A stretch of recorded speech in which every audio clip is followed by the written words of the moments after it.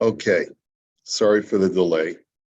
Let's start this siman again. Siman Hatavos b'makom tashlum maaser. When can you count non-cash donations as part of your meiser? That's really the question of this chapter. Misha ani chayiv lo kesef ve'ein lo l'shalem. If a poor person, Misha ani chayav lo kesef ve'ein lo l'shalem. So if a poor person owes me money and he doesn't have the ability to pay me, yesh mi shepasak sheyochol lenakos esachov al cheshbon maaser haksafim. I was probably half asleep when I learned this last time. But what it means is the poor person is the debtor. He's the one who owes the money.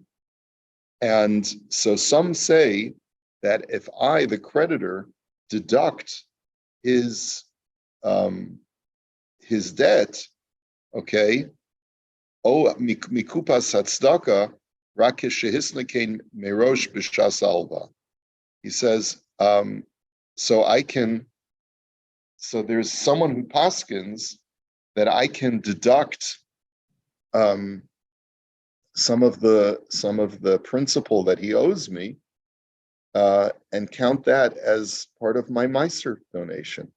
There was basically the guy owes me $1,000. So I say to him, okay, you only owe me $800. You don't owe me $1,000. I can take that $200 and deduct it from my meiser. Because essentially, even though I'm not giving him anything, forgiving a loan counts as a donation. And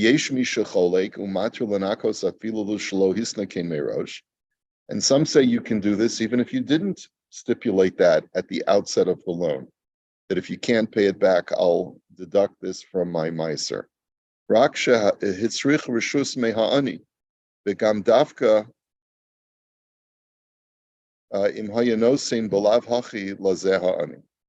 He says, but you have to make sure that the ani acknowledges that. You tell the ani, listen, I'm going to forgive some of the loan and use that as tzedakah. Are you okay with that? So some of the poskim say you have to ask him permission because he may not want to accept tzedakah from you.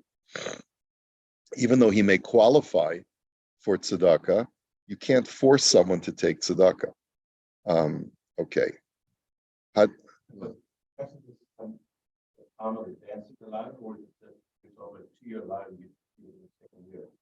Right. So he's given us both scenarios. He says, according to the first opinion, you have to stipulate that at the outset of the loan, where you say to him, if you can't pay it back, I'm going to forgive some or all of the debt. And I'm going to use that as tzedakah. And the other opinion says that even if you didn't stipulate it, you can even say that after the fact and count that as meiser. But you should get the acknowledgement of the poor person so that it's not like, by the way, I'm not sure that I necessarily agree that you always have to get the acknowledgement of the poor person.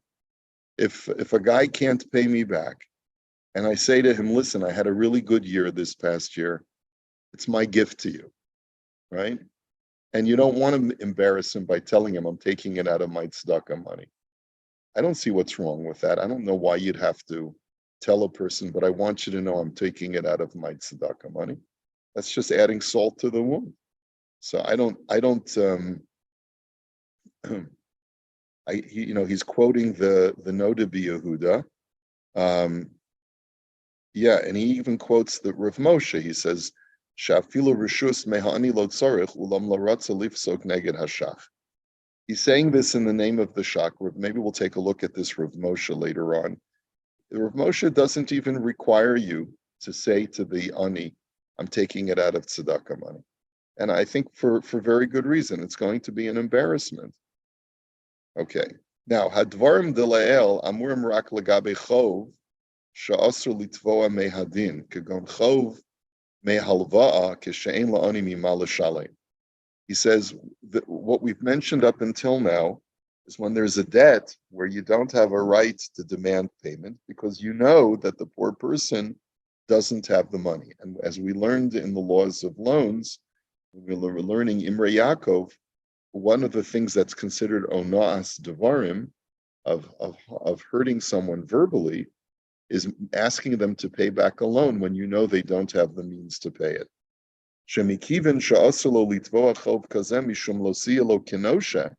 Where the Torah says, do not be to him as an oppressor, and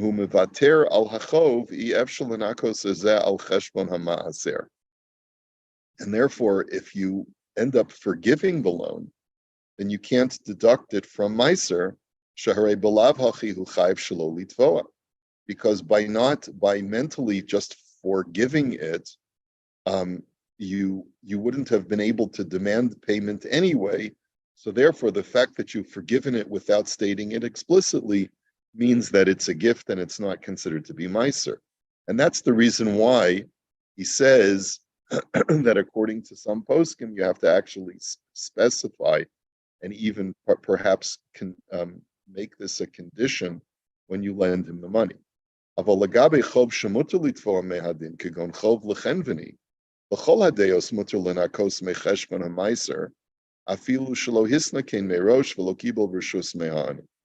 So then everyone would agree when it comes to a type of loan where you are allowed to demand payment. Let's say a guy is a storekeeper and he lets people run a tab at his makolet or at his store. So in that do they still do that? Do they still people run tabs at the makolet? So he says, if the makolet owner wants to do a chesed to this guy, and say to him, he sees that he's having difficulty, like he didn't buy the shmura matzahs for Pesach because he couldn't afford them, or whatever reason he sees. So then it's permitted for him to just basically say, I've forgiven your tab or a portion of your tab, even without informing him in advance. And even if you don't get permission from the ani to take it out of your Meiser money, it's still okay. Because in that kind of situation,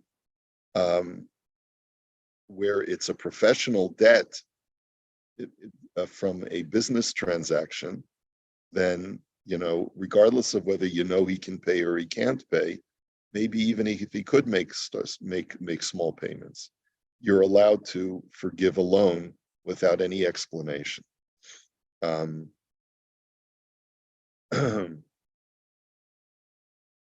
He says, he's quoting now the Rav Sternbach, and he says, V'zel Lashono, and he explains, V'nispoir d'chol shelo hilva al das lenakos mimos tzedakah. He says, based on this shach that was quoted in the previous sif, you're not allowed to deduct from your tzedakah funds unless you stipulated that in advance when you lent the guy the money. Or unless you get permission from the person, from the debtor who qualifies as an ani, that you're giving him tzedakah.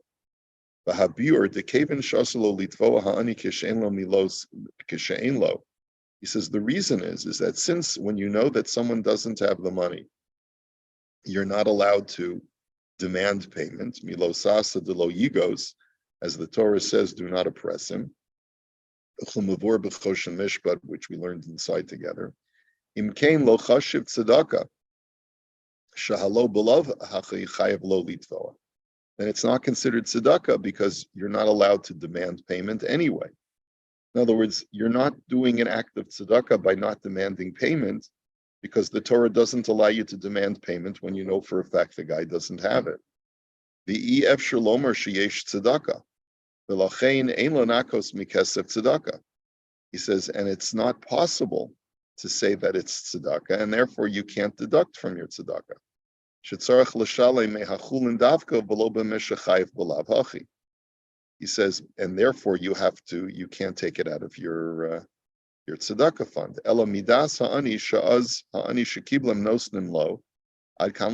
But if you get permission from the ani, and you tell him, I'd like to use some of my tzedakah funds to deduct from your debt, are you okay with that? So then it's all right.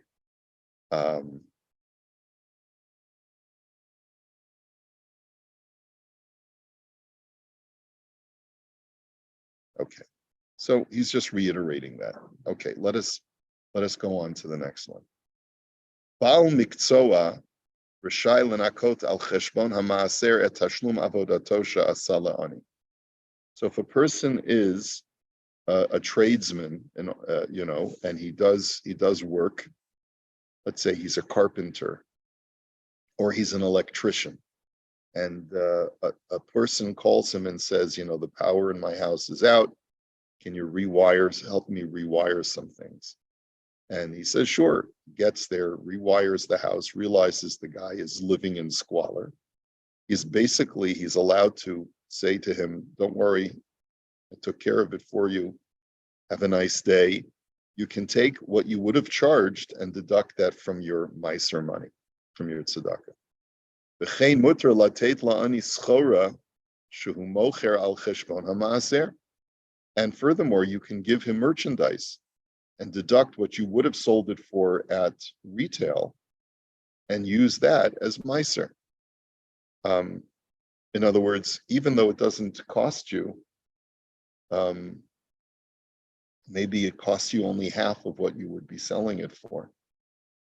But if you know for sure that you could have gotten the retail price, in other words, you have to make sure that you're not making this up in your head, right? Right. But if this is what you're selling it for, let's say, to the customers on the street, and people are buying it for that amount, and a guy who's poor comes off the street and you see him looking at this piece of merchandise, so then you can give him the merchandise and then just deduct what the label is, or what the price tag is, and deduct that from meiser. Aval mikivan she'im haya mekabel eschar ha'avoda o demei haschara hayetzarach lahafrish mize meiser ksafim lachein yitain asirit mischar ha'avoda shehaya tzarich lekabel o asirit mima shehaya marviach mehaschora l'tovas kupas meiser haksafim shebiyada. However, there's one proviso. If I would have taken money from this guy, let's say I'm an electrician and it's $100 job, I would have taken $10 off that $100 and given it to tzedakah anyway. So I can only deduct $90 as tzedakah, because I have to give another $10 to tzedakah of what I would have received. So I still owe $10 to my tzedakah. So I can't take out a full $100 from my tzedakah fund. I have to leave in $10, right? And the same thing is true with the merchandise. If the widget that I'm giving to this person costs the price is $10, and let's say I would have gotten $10 for this item. It only cost me $5, and I sell it for $10, and I get $10 for it. But if I would have gotten $10, I would have profited $5, and I would have had to take 50 cents for meiser. So I can only deduct $4.50. I can't deduct the full $5. Yeah, from the meiser, right? So I can count the full $10 as meiser, but then I have to deduct what I would have profited.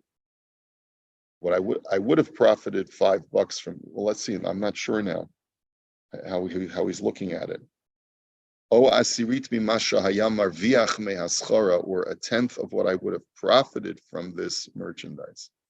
Can I? I'm not sure if he's allowing me to deduct the full retail from my meiser. I should be allowed to, no?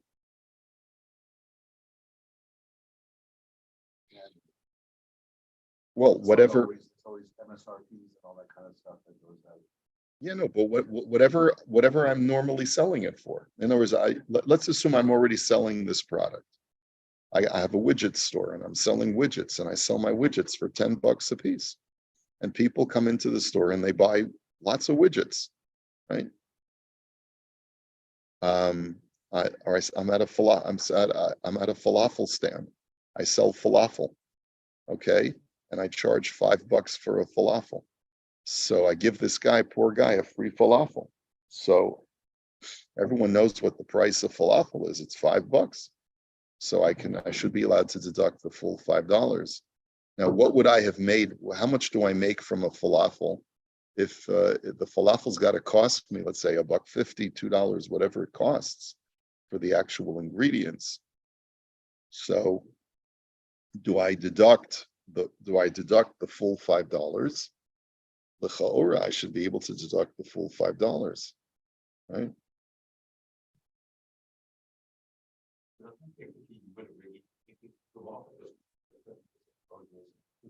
Markup is what you're allowed to. You still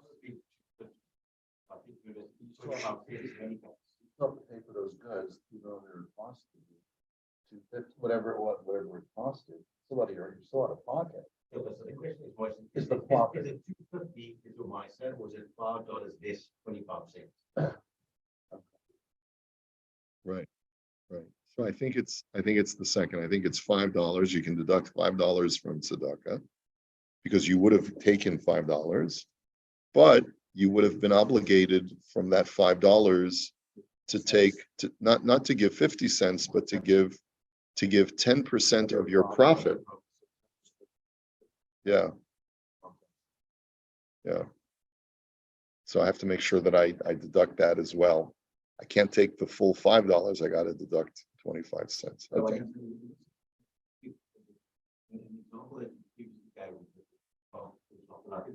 The topic of this is providing service. In the case we're providing where it's preventative price, but if you're providing services where part of the cost of the service is your time. Yes. So the question is, does that giving a fee for 2 hours of service that count? Sure. Absolutely. Whatever you would have charged for that 2 hours of service, you would have charged the guy if he would have had the wherewithal to pay. Or let's say you want to do your rabbi a nice favor. Yeah. So you can deduct that from tzedakah. I'm going to do the. I don't know. I'm not sure because does the rabbi qualify as an ani? I don't think the rabbi qualifies as. I don't know that could be deducted if the person himself is not an ani, but you want to show him respect or whatever it is, and so you don't charge him. I don't know. Okay. Misha Rodza Lahalvos. Rabbi, I just had a question on that too. So, like in today's sort of age, let's say you have a business and you have a product, and you're giving your product to a gamach or an oni or something like that. So, what happens there is it really is calculated in the business. When we do our own taxes and our calculation for our personal, it's a little bit different. So, how do you sort of separate those two things? Right. So it's the corporation that's doing the act of charity, right? Right.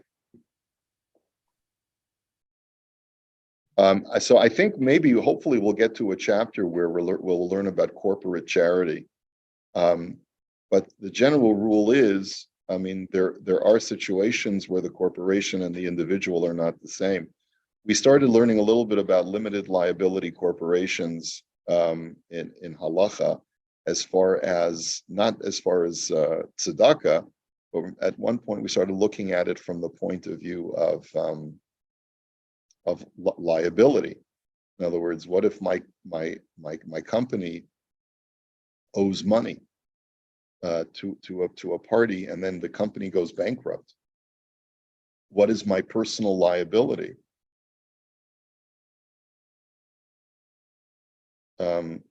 There is no bankruptcy in halacha, but do we say dina de malchusa dina, and then basically and say that when you invested or when you took a chance on my company, you knew that it was an LC. Here in Canada, it's just LC. It's not LLC, right?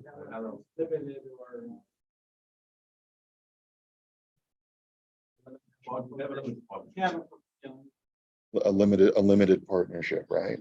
So but we never looked at, and we really said we're going to put that aside because it seems to be a pretty difficult, thorny topic where there's no consensus. But we should revisit it. And I remember we brought up something online that has a whole discussion about it. So I'm going to, maybe I'll revive that for our next topic of discussion. But for our purposes now, as a general rule, first of all, we also haven't discussed, what if there are tax benefits that I gain through the tzedakah? How much can I deduct from my miser if for every dollar that I give to tzedakah, I get 50 cents or 40 cents back, right? So how much of that counts as my miser, right? Okay, so you're still putting out the money, but the money's coming back to you as a result. So you're profiting off of the charity.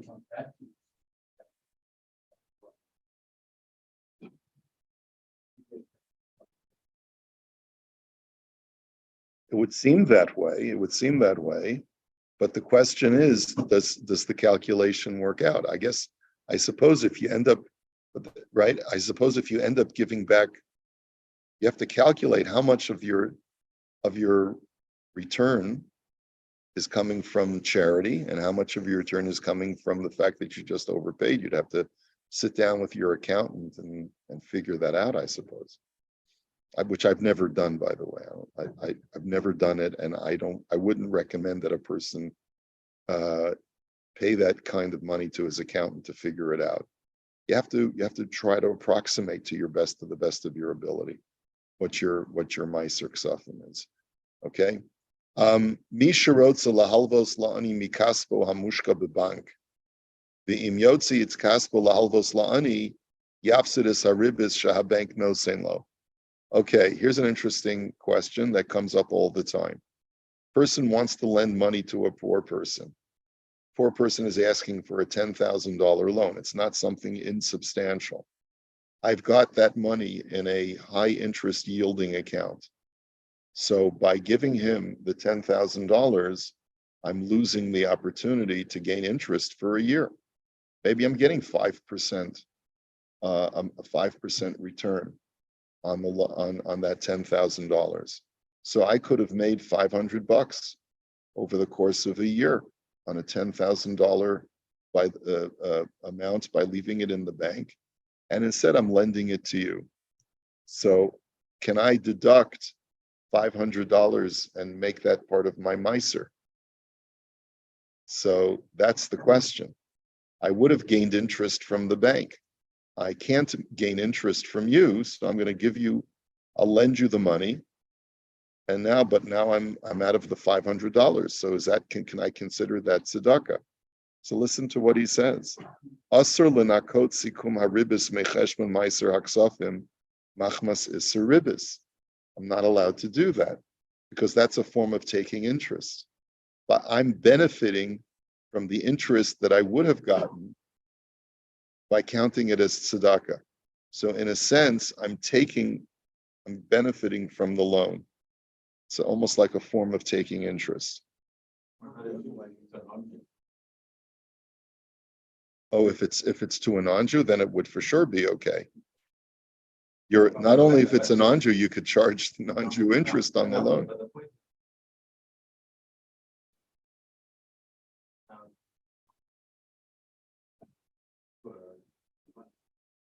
Yeah, you're allowed to. Yeah, for sure. For sure. You can get, it's a mitzvah to give tzedakah to non-Jews, a certain percentage of your tzedakah.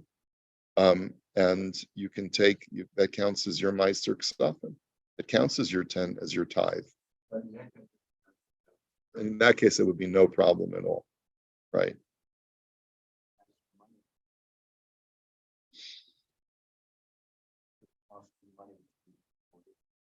Bill or anything like that. To Yeah. give you the money. You charge him interest that costs you to break that, even though you're not profiting, it's just the cost of doing the business of helping him out. And This is a very good, $1,000. it's a very good question. I don't know.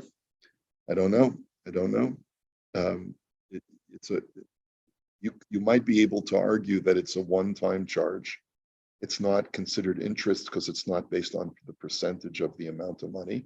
It's just that it's a penalty that the bank is requiring you to pay. And it could be that you could pass down that penalty to a friend because it's really not linked to the payment of the debt.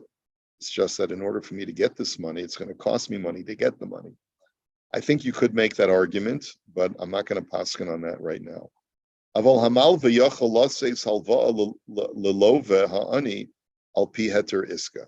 But what you could do is to create a heter iska by giving the ani a loan, drawing up a heter iska, v'likboa le'atzmo et harevachim kedasu chedin, ve'achar kach yivater lelove al harevachim v'yanaka samech cheshbon ma'aser ksav. So what you could do is you say, I'm doing an interest-bearing loan with you, but it's not a loan, it's a business investment. So you draw up a heter iska, right, which is that legal loophole, which we've touched on previously, but we've never gone into any great detail. And what you basically say to him is, I'm charging you 3% interest as a business investment, but you just have to pay me back the principal, and the 3%, you could say, is coming from my Meiser money.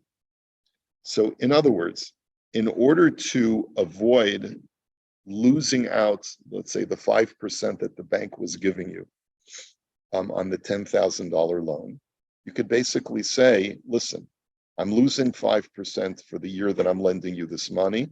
So do me a favor, let's write up a heter iska so that you'll owe me 5% also, but you don't have to pay it to me.